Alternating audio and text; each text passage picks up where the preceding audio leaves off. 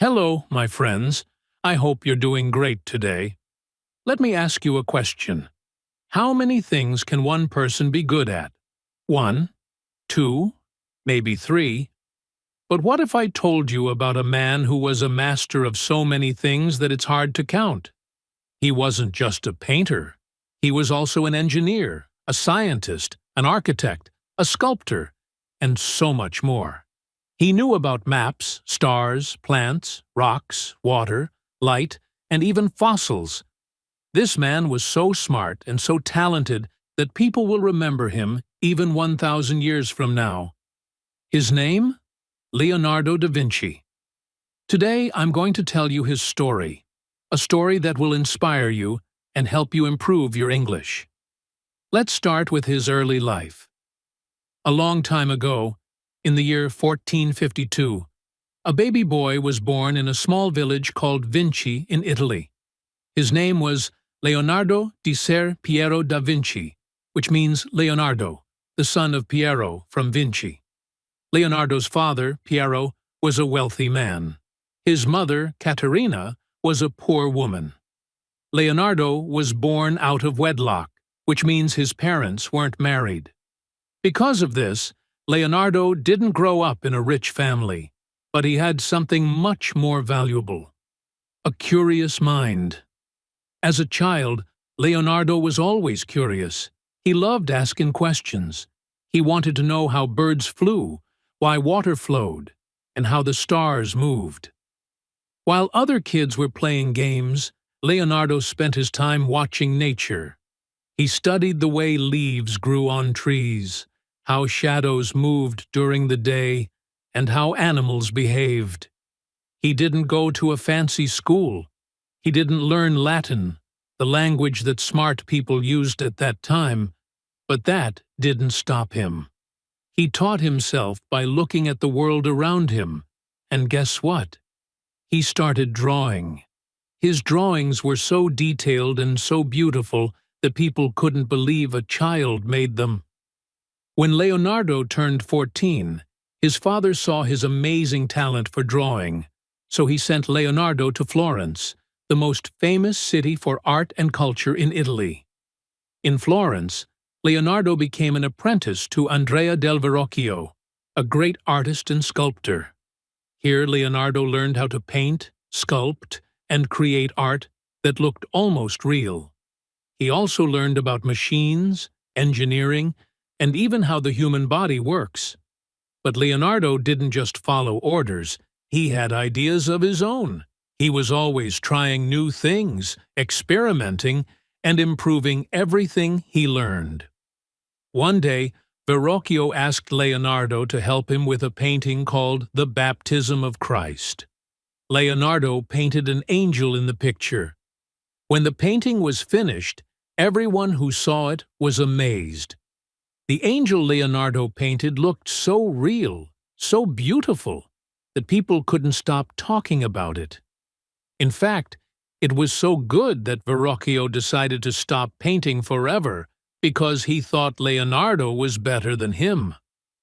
When Leonardo was still young, he started to show something very unusual. He could draw and write at the same time, but here's the catch: he wrote backward. His writing was like a mirror image, and you had to hold it up to a mirror to read it. Some people thought he did this because he wanted to keep his notes secret, while others believed it was just more comfortable for him since he was left-handed. Leonardo wasn't just drawing pretty pictures. He was creating art filled with details that most people didn't even notice in real life. He loved sketching things like plants, birds, and even machines that he imagined. He wanted to understand how everything worked. In 1473, something amazing happened. At just 21 years old, Leonardo created his first known artwork, a sketch called Arno Valley Landscape. This was not just a simple drawing. It was a detailed view of the Arno River and the surrounding countryside. You could see mountains, trees, and the gentle curves of the land. But what made this sketch so special was how realistic it looked. It was like seeing the world through Leonardo's eyes, so clear, so alive. Why is this sketch important? Because it showed how Leonardo was different from other artists. He didn't just draw what he saw, he added depth, movement, and feeling. Even a simple river became a masterpiece in his hands. Leonardo's mind was always working. He wrote down everything he thought about, from how birds fly to how the human body works. But as I told you earlier, he wrote in reverse. Imagine this. You're reading his notebook, and it's like a treasure chest of ideas. He sketched flying machines, bridges, and even designs for weapons. People today still wonder how one man could think of all this. He also wrote about nature. For example, he would look at a tree and explain why its branches grow in a certain pattern. He studied water and drew sketches of how it moved when it hit rocks or flowed into a stream. Here's something you'll love. Leonardo didn't see a difference between art and science. To him, they were the same. When he painted a bird, he didn't just draw its feathers. He studied how its wings moved. He wanted to know why birds could stay in the air. He even wrote ideas for flying machines that looked like giant bird wings. One of his notes said, "Once you have tasted flight, you will forever walk the earth with your eyes turned skyward." Even though airplanes wouldn't be invented for hundreds of years, Leonardo was already dreaming about humans flying. Back in Florence, Leonardo continued working with Verrocchio. People started talking about him. They said, "This young man is not just an artist, he's a genius." Leonardo loved drawing faces. He had a special gift for showing emotions in his paintings. A smile wasn't just a smile. It could be happy, shy, or mysterious. People felt connected to his art because it seemed alive. He also loved experimenting. Sometimes he would mix his own paints or try new techniques.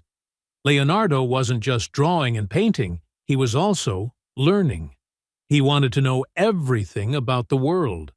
For example, he studied anatomy by dissecting animals and even human bodies. He wanted to know how muscles and bones work together. He looked at the stars and tried to understand how they moved. He drew maps that were so accurate people used them for years. Leonardo wasn't afraid to ask big questions. Why do plants grow the way they do? Why does water flow faster in some places? How do the human heart and lungs work?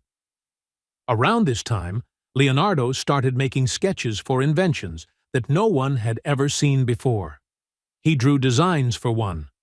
Flying machine.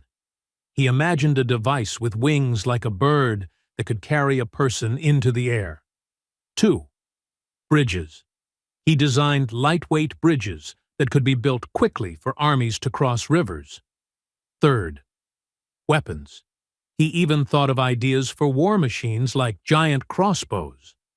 Leonardo didn't just want to create things, he wanted to improve the world.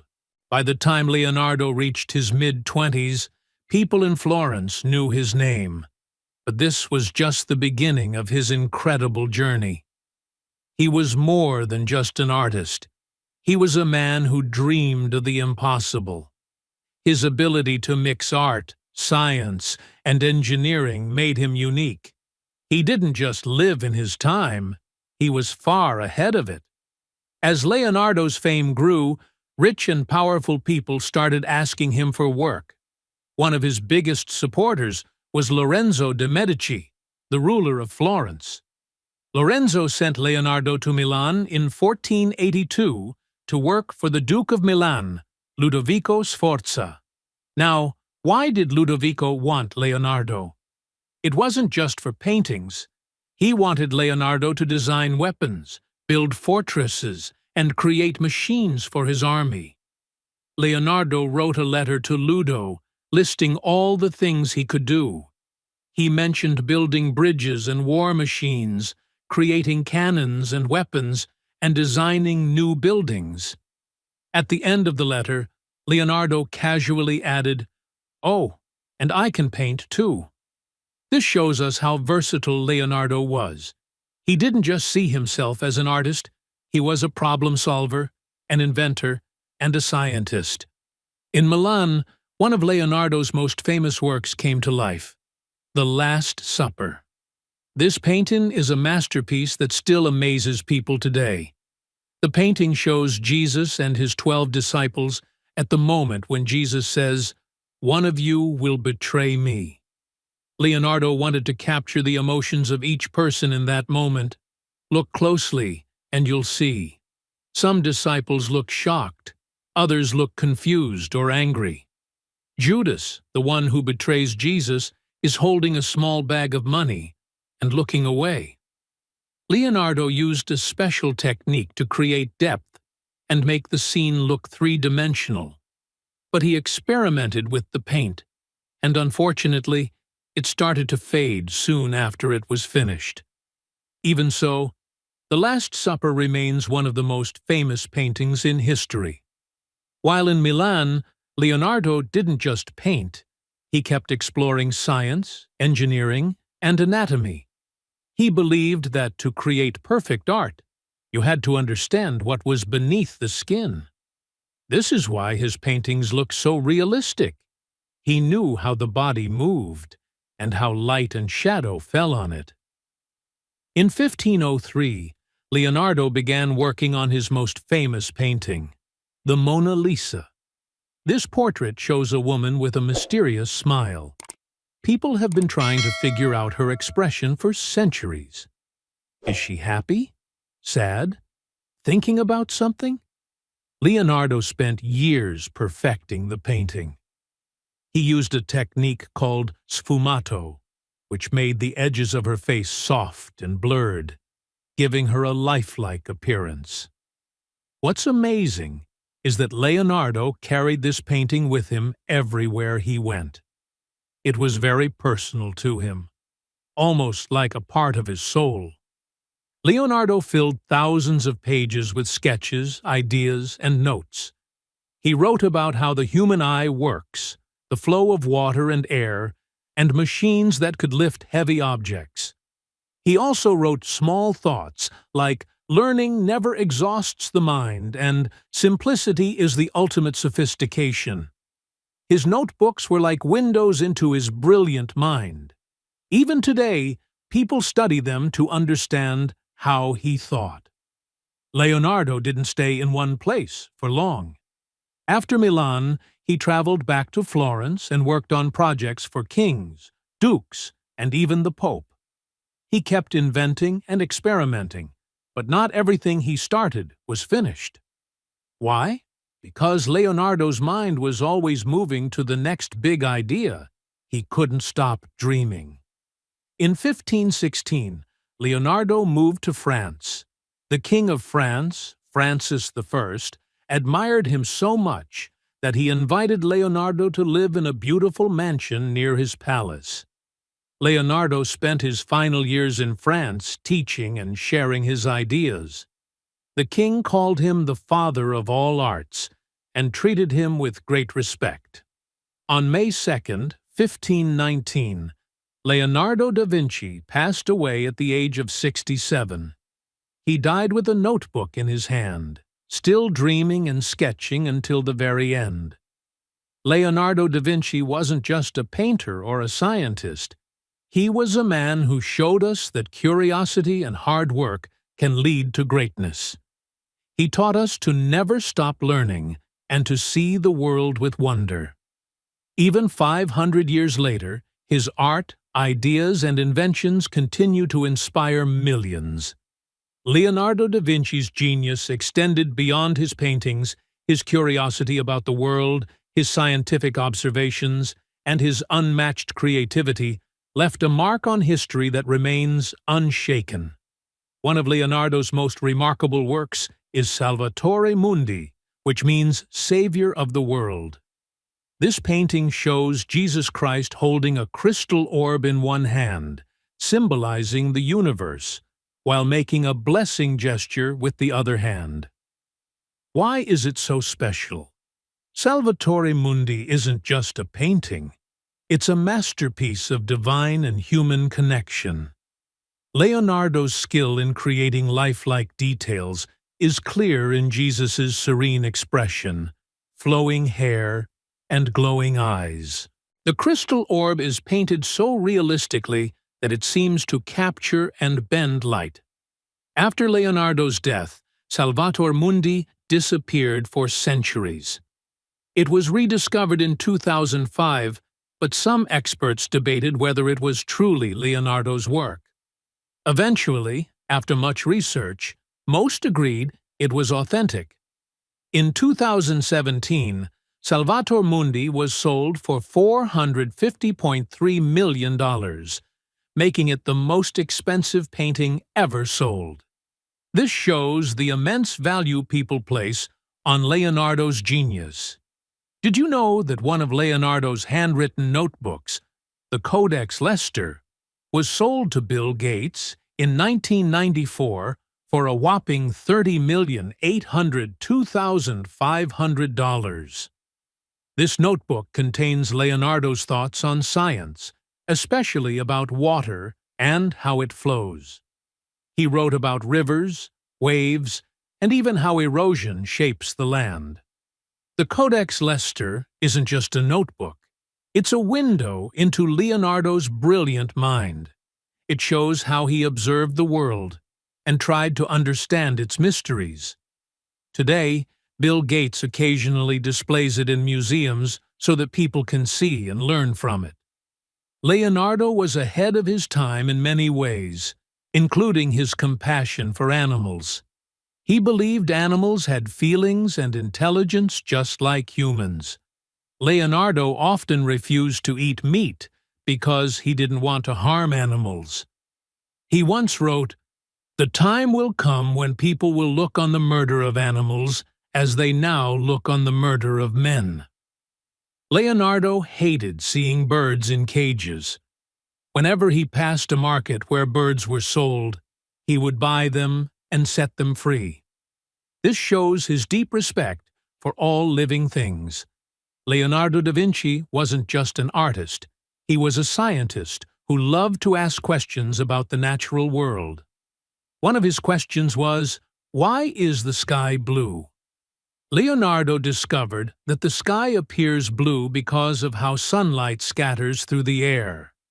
He wrote about how tiny particles in the atmosphere spread the blue light more than other colors, making the sky look blue to our eyes. Remember, this was centuries before modern science explained the same thing. Leonardo's observations were incredibly advanced for his time. Leonardo was fascinated by the human eye. He called it the window to the soul. Leonardo studied how the lens in the eye bends light to create images. He made detailed sketches of the eye and described how it works. Paving the way for future discoveries in optics, for Leonardo, understanding light wasn't just about science, it was about making his art better. By studying light and shadow, he learned how to make his paintings look incredibly real. Even though Leonardo was a genius, he also had a playful side. He loved jokes and riddles. In his notebooks, you'll find funny sketches like a man with a huge nose or a silly invention that served no real purpose. For Leonardo, laughter was another way to explore life. He believed in balancing hard work with moments of joy and curiosity. Leonardo da Vinci wasn't just a man. He was a phenomenon.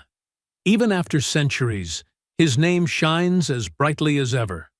He achieved so much in his lifetime that it feels almost unbelievable. But what made him extraordinary wasn't just his talent. It was his curiosity, his passion for learning, and his determination to leave the world a better place. In this final chapter, Let's dive into how Leonardo da Vinci's legacy continues to inspire us, and what lessons we can learn from his incredible journey. As Leonardo lay on his deathbed on May 2nd, 1519, surrounded by those who admired and respected him, he is said to have spoken his last words. "I have offended God and mankind, because my work did not reach the quality it should have." These words show Leonardo's humility. Even after achieving so much, he believed there was more he could have done. This teaches us that true greatness comes with a sense of responsibility and a constant desire to improve. After his death, Leonardo's works, ideas, and notebooks spread across the world. His inventions inspired future scientists and engineers. His art became the gold standard for beauty and realism. His notebooks revealed a mind that was centuries ahead of its time. Many of Leonardo's inventions, such as flying machines, hydraulic pumps, and even designs for robots, inspired future advancements. He imagined things that would only be invented hundreds of years later. His paintings, like the Mona Lisa, The Last Supper, and Salvatore Mundi, are not just artworks. They are masterpieces that capture human emotion and divine beauty. They continue to attract millions of people to museums and exhibitions. Leonardo taught us to observe the world closely. He believed that nature was the ultimate teacher. His studies of water, light, plants, and the human body revealed truths that modern science later confirmed. Leonardo da Vinci had a unique way of thinking that made him stand out. 1. Endless curiosity. Leonardo asked questions about everything. Why do birds fly? How does the heart pump blood? What makes the sky blue? This curiosity drove him to learn and discover. 2. Passion for learning. Leonardo never stopped learning. Even when he became famous, he continued to read, study, and experiment.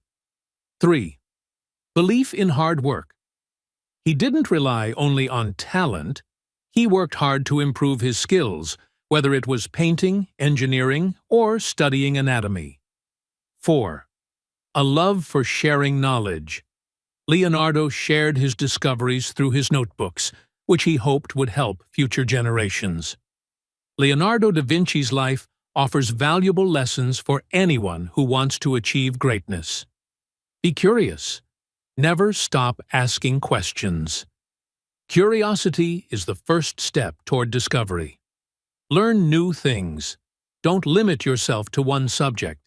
Explore different areas of knowledge. Who knows? You might find a hidden talent. Work hard. Talent is important, but hard work is what turns dreams into reality. Don't fear failure. Leonardo's inventions didn't always work, but he never gave up. He saw failure as a step toward success. Stay humble. Even though he was a genius, Leonardo remained humble. He believed there was always more to learn. His grave became a place of pilgrimage for those who wanted to honor his genius. In science, scientists still study his notebooks to understand his ideas. His sketches of flying machines inspired the development of airplanes. In art, his techniques in painting, like sfumato and realistic proportions, are still taught in art schools worldwide. Leonardo's belief in endless learning and curiosity reminds us that we can always grow no matter where we start. Imagine this: Leonardo da Vinci. A boy born in a small village without formal education grew up to become one of the greatest minds in history. He wasn't born a genius. He became one by working hard, staying curious, and never giving up.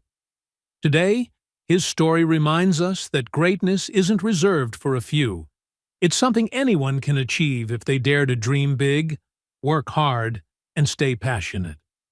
So, to all of you listening, remember the sky isn't the limit. Your mind is. Don't be afraid to try new things or fail along the way. Keep learning, stay humble, and never stop believing in your potential. This is the story of Leonardo da Vinci, the man who saw the world not as it was, but as it could be.